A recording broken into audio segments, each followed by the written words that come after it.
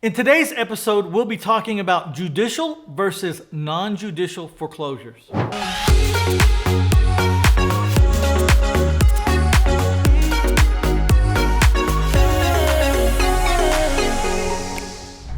In today's episode, we're going to be talking about what is a foreclosure, what's the difference between a judicial and a non-judicial foreclosure, when is the difference important, and why is a judicial foreclosure so tricky? And then, if you'll hang around, I'm going to give you a list of what states are judicial and what states are non-judicial foreclosure processes. The difference between judicial and non-judicial foreclosure is critical to those who use the strategy where they seller finance their properties to their buyers. Why is it critical? Because the foreclosure process is going to have to be used at some point. If you're doing any volume at all, chances are you're going to have to foreclose someone out of a house for non-payment.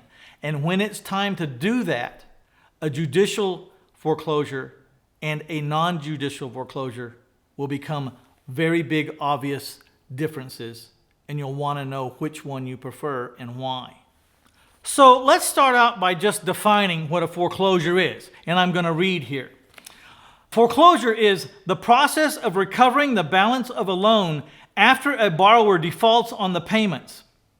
It typically involves taking title to the property used to secure the debt, selling it, and applying the proceeds of that sale to the debt balance. So that's the formal definition. It's when you seller financed a home or someone's financed a home and they're not receiving the payments, and they need to get the deed back into their name so that they can resell the property to someone else.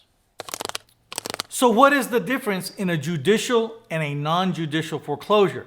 Let's start with the formal definition of judicial foreclosure. And that formal definition reads, judicial foreclosure is when foreclosure proceedings on a property take place through a court system. This type of foreclosure often occurs when a mortgage note lacks a power of sale clause. This type of foreclosure often takes place when a mortgage note lacks a power of sale clause, which would legally authorize the lender to sell the property as remedy for the debt. So when that clause is not in the mortgage, you have to go to a court to decide how the property is going to be foreclosed on. A non-judicial foreclosure does not require you to appear in front of the court for the foreclosure proceedings. A non-judicial foreclosure simply is when you send out notifications, give people time to remedy the problem, usually a set amount of time, and then you send out another notification stating that they've been past the time, and it's a series of certified mail signed receipt notifications that are either adhered to or not adhered to. And if you go through the entire mailing notification process without the borrower remedying the situation with you in full, then you simply go to a foreclosure auction and auction the house. No court system needed. So again, if you're a landlord and you have a property and you're just evicting people who don't pay rent, then this doesn't involve you. It doesn't matter judicial, non-judicial foreclosure. The only way that really matters is if you, the landlord, aren't making payments to whoever you're supposed to be making payments on. And that's a whole different topic. I'm talking about a person as an investor who can get themselves in a situation because they have to deal with one foreclosure process versus the other foreclosure process. So, again, this is really important to people who seller finance the sale of their property to their buyer. Why is that important? Again, just to reiterate, it's because you may have to foreclose on somebody at some time. And in some states that have judicial foreclosure, the foreclosure process can take months and months, if not years, if your borrower lawyers up. And that's not good. Imagine if you had to foreclose on a borrower that wasn't paying you, they're living in your house, and they lawyered up, and you were in a state that it took 2.5 or 3 years or 4 years to get them out. Could you survive that? That's the question you'll need to ask yourself if you live in a state that has a judicial foreclosure process and if you're going to be seller financing homes.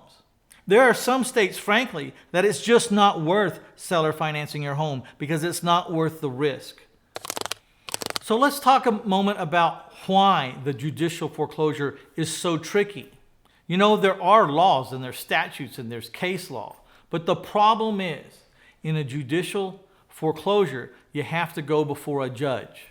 And unfortunately, many of these judges will just legislate from the bench. They'll just make up the rules however their little touchy-feely heart feels like, and they won't go by the written law. They'll just make it up. For instance, I was talking to a student one day that needed to foreclose on a defaulted borrower who was living in one of their houses, and it was in a state that was judicial foreclosure, a very liberal state. And by the way, a lot of the judges, even in conservative states, they have a lot of liberal judges, and it seems to be a key. So the young lady that was being foreclosed on was pregnant. It was winter, and the judge just ruled, you know, she is past due. You should be foreclosing on her. She really does need to be foreclosed on, but it is Christmas, it is winter, and she is pregnant, so we're going to give her 4 months to get this settled and let the snows pass. To which I would have screamed at the top of my lungs, Judge, where in the hell is that written in the statute? What about my Christmas? How am I going to get through the winter? What about me? I've given this person every chance. You know, if you really want to get some more months added in your disfavor, just scream out that kind of stuff to a judge and see what happens. So you're forced to bite your lip and just take the ruling, even though it's not based whatsoever on the written law or the case studies. So that's the problem with judicial foreclosures. It's kind of just subjective to whatever the judge wants to do. And there's nothing you're really going to say or do about it, whether that judge is right or wrong. So before we talk about the states that have a non-judicial foreclosure and even give you a link to the list of those states, let's pause for just a moment and ask yourself, are these episodes helpful, informative, and inspiring to move on? And if the answer is yes, would you please go ahead and mash on that like button and mash on that share button, and for heaven's sakes, subscribe, because there's a lot more valuable information where this is coming from. Okay, back to the final segment. What states are judicial and what states are non-judicial? I'm going to give you a list of those states. All you have to do is click on this link right here, and it'll give you a list. Now, you're going to notice that on the list, a lot of the non-judicial foreclosures states are the flyover states. Now, I've had some people ask me, what's a flyover state? Well, just imagine you're leaving California and you're going to fly over to Florida. All those states in the middle that you're flying over the top, they're called the flyover states. Most of the flyover states tend to be conservative, not progressive or liberal. And so they stick a little closer to the law, and they've actually have a process that stays right on top of the written law. And it's not every state, and there's always variations. The two fastest foreclosure processes on the planet may be Texas and Florida, who, by the way, their laws mimic each other. They're word for word, dot for dot, the same law on foreclosure. Now, Mississippi may even be faster than those two. I'm not an expert in Mississippi, but I've heard from some of my friends that has an incredibly fast foreclosure time. So if you're with the strategy that you borrow money to buy houses and then you sell your houses on seller finance notes, you'll probably want to investigate some of these states that have super advantageous foreclosure processes, non-judicial foreclosures. So click on that link and get your list of states, and we'll tell you which ones are judicial and which ones are non-judicial.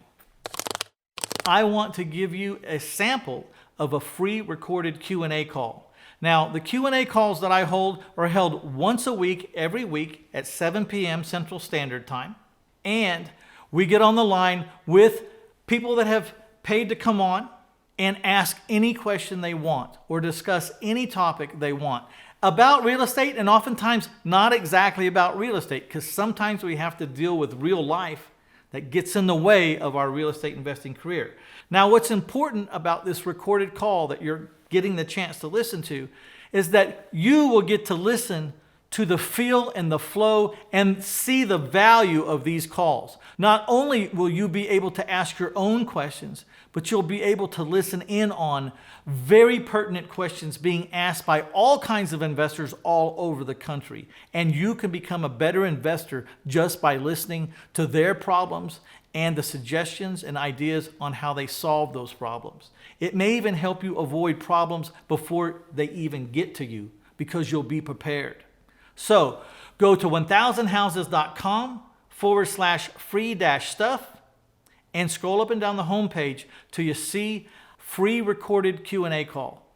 Click on that. It'll be digitally downloaded to you immediately, and you will be listening to about an hour and 45 minutes. And you, with no doubt, will see why these calls are so valuable and why you should be on that call every week. All right, this is Mitch Stephen, and I will be headed out to the next episode. Why don't you come with me?